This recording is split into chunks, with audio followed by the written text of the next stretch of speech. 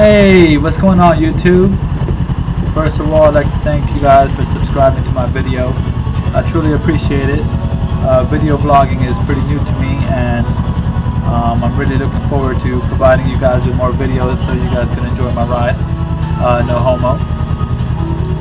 Alright, so here I am. One of the most difficult things about riding a motorcycle is paying tolls. As you can see, you got to carry the exact change in your pocket. Having gloves on is very difficult to remove the money out from your jacket. Obviously, it took me some time to get used to this. It's pretty stupid, but whatever. Now I'm driving. This is the Ben Franklin Bridge. I'm heading southbound from New Jersey, South Jersey area towards Philadelphia. Ben Franklin Bridge is it's a pretty nice ride, like right after work around this time. It's around 6-7 p.m. As you can see, the sun is still nice enough there to make sure we have good daylight, so I can record this video.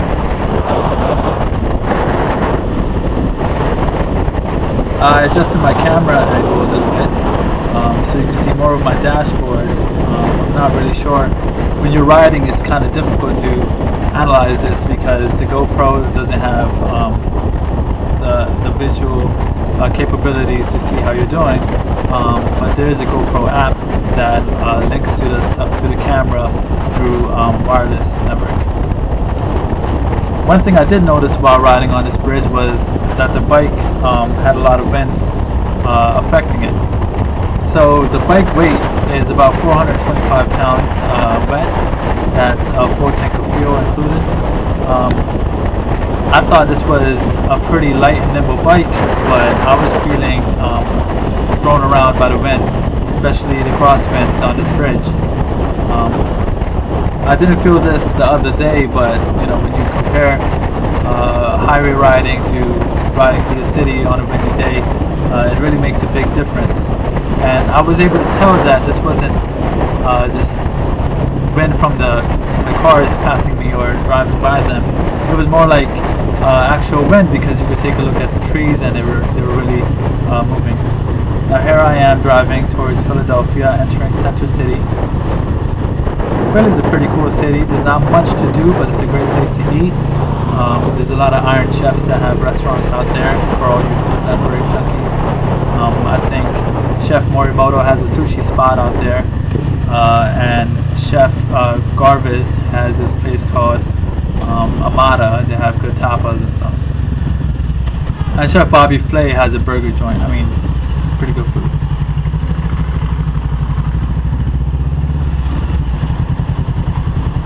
The roads do suck in Philadelphia. It's kind of weird because the other cities I've ridden in, they had a lot of room to move and maneuver your bike, but it seems like Philadelphia is very cramped. It was actually one of the first cities in the United States. It was actually the original capital of the United States. The Independence Hall is where the Declaration of Independence was signed, and the Constitution was written. A little historical facts for you guys. Now, city riding is nothing like highway riding. I mean, to make it up to third gear is not very common. So stop and go traffic, it really has an effect on your fuel. I personally don't enjoy city riding as much as I thought I would. It's very crowded. The roads are not well maintained, especially because of the harsh winters here in Philadelphia. So what are we going to talk about today? We're going to talk about some of the gear I'm wearing. We're going to talk about the brakes of the bike, the tires that are being used, traffic, and I'm just going to give you a brief description of where I am in the city so you have a better idea what riding in Philadelphia is like. So right now we're a little northbound of the Chinese district, Chinatown, in Philadelphia. We're heading eastbound, more towards the Atlantic Ocean. This is where you'll find the convention center.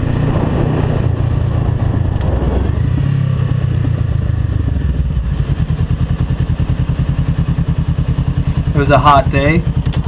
In regards to the gear that I'm wearing, the gloves, as you can see right there, are the Alpine Star SMX-2 AC glove. They were my first purchase when I bought the bike. I was told that Alpine Star was the best brand you could buy. I'm not really sure if if that is true. I'm currently wearing a lot more dianese products because I just like the Italian fit. Alpine Star reminds me of it's kind of flashy. I'm not a fan of having huge logos on me or looking like one of those speed demons on the road. They are really good gloves though. They're holding up quite well. They're made of Kevlar and they have this carbon fiber plating above the knuckles. It's really good and makes me feel really safe in case I do have a fall. The jacket I'm wearing is called Dianese Aspide textile jacket. It's roughly $330. I purchased this from Revzilla.com, although Revzilla is located out of Philadelphia, so I had the opportunity to go there myself and try on a bunch of different jackets. As once again, I compared Alpine Star to Dianese, and I felt that Dianese was a lot more elegant, a lot more mature. The product seemed like it was made from good quality material. It is a very hot jacket. It doesn't have a lot of airflow. I was using the shotgun jacket before. It's a little cheaper, but it just did not feel as safe. And here, as we take this right turn, we're heading over towards Center City itself. It's a beautiful city, especially this time of year to ride around. As you can see, the roads are very narrow, not a lot of room to move. It's crowded like all crazy too. The helmet I'm wearing is an AGV K4 Evo helmet. It cost me roughly $210. I did see it for cheaper online, $179 on certain websites that have different graphics. They have like a red, black, and gray graphic theme, and then they also had red, black, and blue graphics.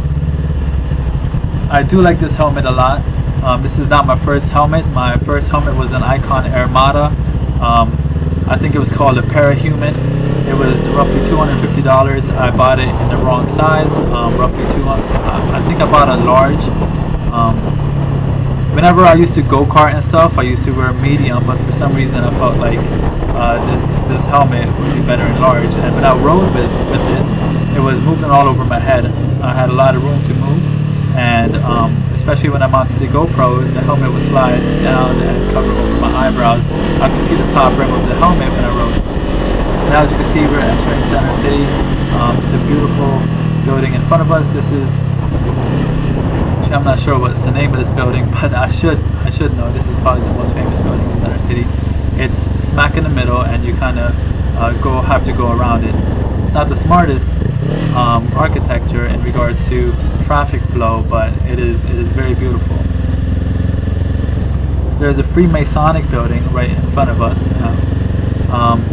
I was skeptical about those guys. This whole New World Order stuff and all this masonry. I'm not a fan. I feel like we're out of the loop in many things. On top of the building to our left, there's a big statue of Ben Franklin pointing in some direction, I think the northwest. I'm not exactly sure why he was pointing in that direction, but when you do read upon some of the historical facts of the city, it's supposed to be in correlation to other statues, and there's a lot of historical reasoning behind this. I'm not exactly sure what it is though. It'd be pretty interesting to look up. Downtown Philadelphia has a lot of construction going on, as you can tell. I'm not really a fan of riding downtown, but whatever. It's good to get my bike out there. I got off of work today, and I felt like I just needed to take a ride so I could, relax and ease my mind a little bit. All right, let's talk about brakes. So the front brakes on the bike, there are twin piston caliper. They have a single 320 millimeter wave disc, and the rear brakes are a single caliper 240 millimeter wave disc.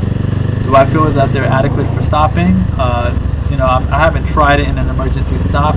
They do feel fine. A lot of my friends that have larger bikes, including like Harley Davidsons, or my friends with R6 or R1, they have double caliper brakes, and they noticed a huge difference. They felt like these brakes were very sluggish, but with only 47 horsepower, I think this is adequate.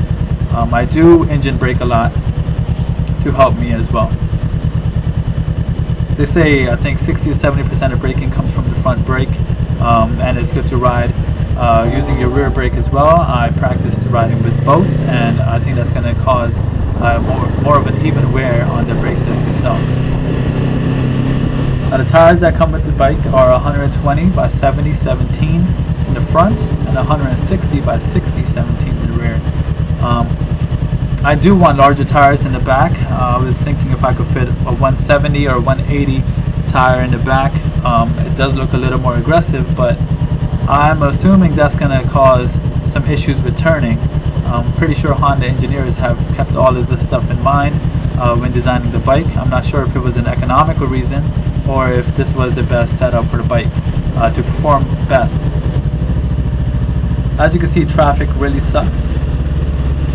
This is called Sampson Street right here. As you saw when you look down to the right, Sampson Street in Philadelphia is known to have a lot of great restaurants, mama papa shops, you know, like Arabic food and Italian food. There's a lot of Italians in Philadelphia, so if you want decent Italian food made from, you know, not the franchise Olive Garden type stuff, but if you want some decent Italian food, you can find it at Sampson Street. Now here we're going to take a right turn on Chestnut. This is the shopping district of Philadelphia. This is where you'll find all the boutiques and I guess the franchise stores, such as, you know, whatever, Armani Exchange and yada yada yada. As you can see, traffic is still beach. I don't know why I said beach, but whatever. This guy was obviously pulling out. It's one thing I noticed, that no one gives a crap about motorcycle riders in the city, and people are just trying to get their own.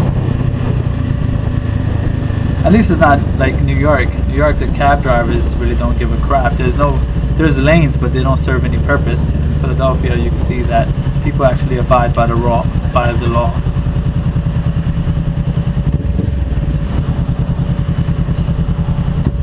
Look at this guy just to check me out.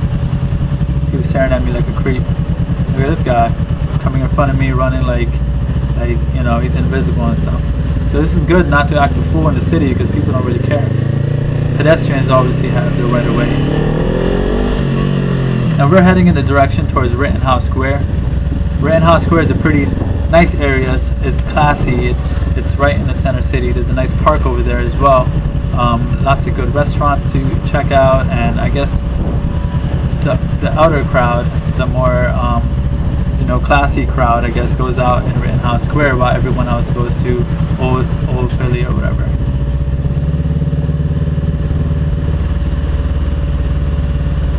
Check out this Porsche to my left.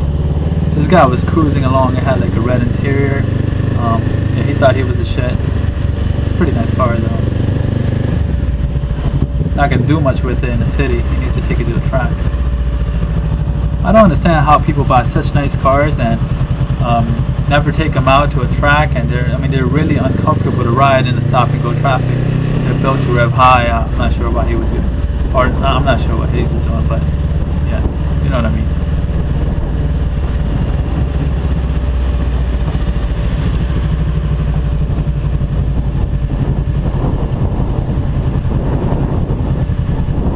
Philly looks pretty nice, right? What do y'all think? Make sure you comment on the video.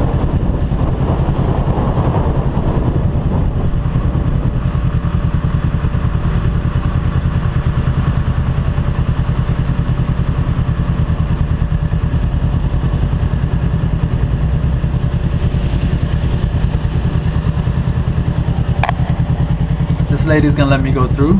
Appreciate it. Thank you, Chrysler Town and Country.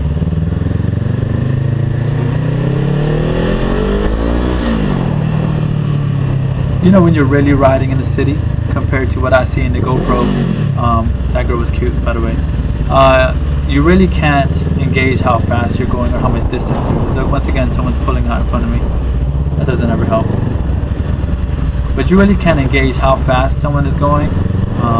It doesn't, I mean, I guess because the GoPro is shooting a wide angle, so you're not able to truly see. I think traffic's moving roughly 30-40 miles per hour right now. I don't understand why the roads are so narrow in Philadelphia. It's not really kept up either. Center City is like where everyone invests the money, and then everywhere else is just like, it looks kind of ghetto. Lots of characters though.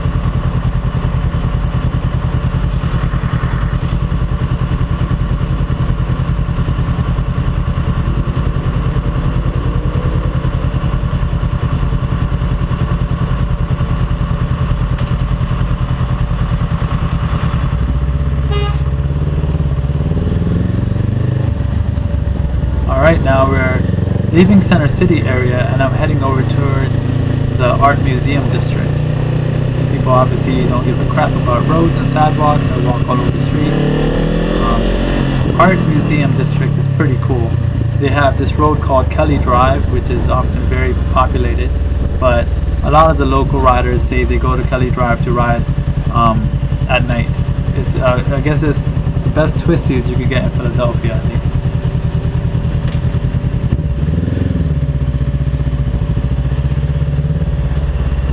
Me dodging a pothole. Seems like there's a million of them over here.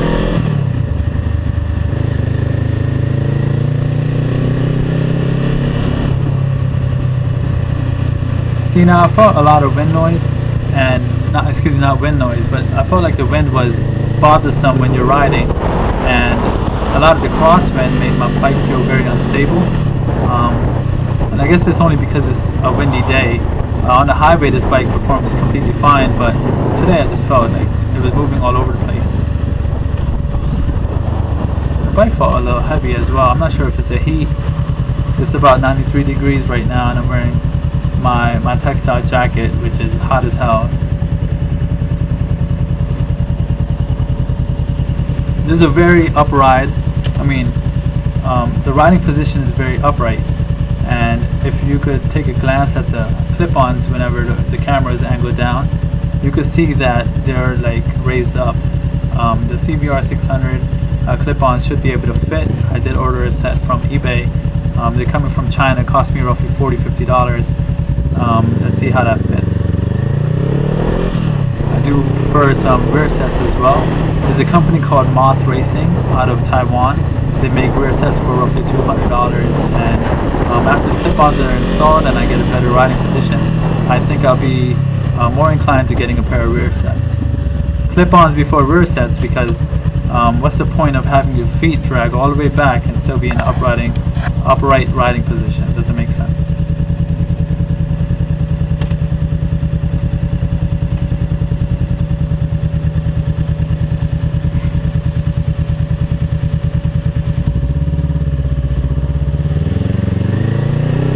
I really need to get a microphone. When I'm editing these videos, it doesn't feel the same. I guess I'm just looking at it and commenting. But true vlogging is actually being on the bike and describing your experience. I saw this microphone for 3.5, I think it was a 3.5 inch microphone, roughly $2, excuse me, from eBay. But you got to order a few from China to get that deal and cover the same shipping cost. So I think I'm gonna go ahead and get that. I'm using the GoPro Hero 3. One thing that's really nice about it is the picture quality, but GoPro is smart. They did everything for a reason. They used to have a microphone jack on the side of the camera. Now they have a micro USB port. That is a genius way to increase revenue, because now you can't just use a microphone. You have to you get the GoPro adapter, which is a micro USB connection to auxiliary input, I guess for the mic, and that's about $20 extra. See, GoPro doesn't make all their money from the camera itself. It's all the accessories, the mounts, the adapters.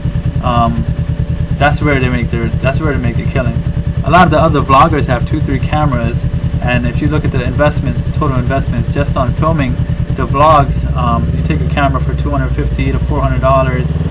You take 3 of those, you have $1,200 right there just on cameras itself, and then you add $20–30 per mount and adapter, etc. And you have a $1,500 setup just to vlog your ride.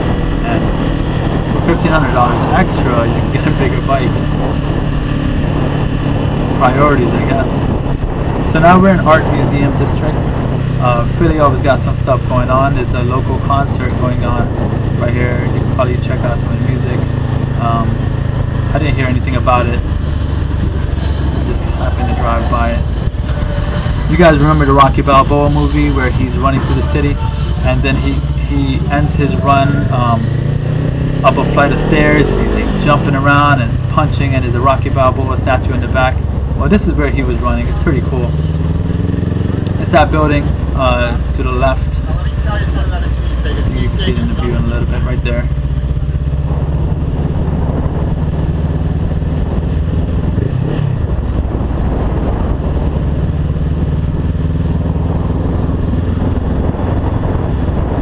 These are the steps that Rocky Balboa runs on.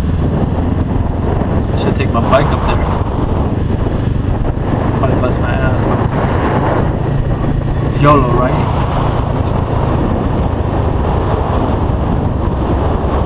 It's a beautiful city, you know, it's a great day to ride. I worked a 12-hour shift at work. I work in a hospital, as I mentioned in my other video, and you know, it's good to clear your mind, man. Everyone needs it. People have there's too much depression out there. You gotta really clear your mind after a long day of work, before you go home and you deal with the stress of family and friends and, you know, whatever. Alright, and this is the exit to get back on the major highway. And this will be the end of my video. I did film all the way home, but it's pretty boring. It's just a simple ride through traffic. I'm pretty sure you had enough of that during this video. I truly appreciate all the subscriptions that I'm receiving, and please feel free to comment in my video section. I am going to get a microphone so you guys can get a better vlogging session while I'm riding the bike. Look at this traffic. It's about 7 o'clock. It never ends. Alright guys, enjoy your ride. Give me a shout if you see me on the streets. Holla at your boy. Peace.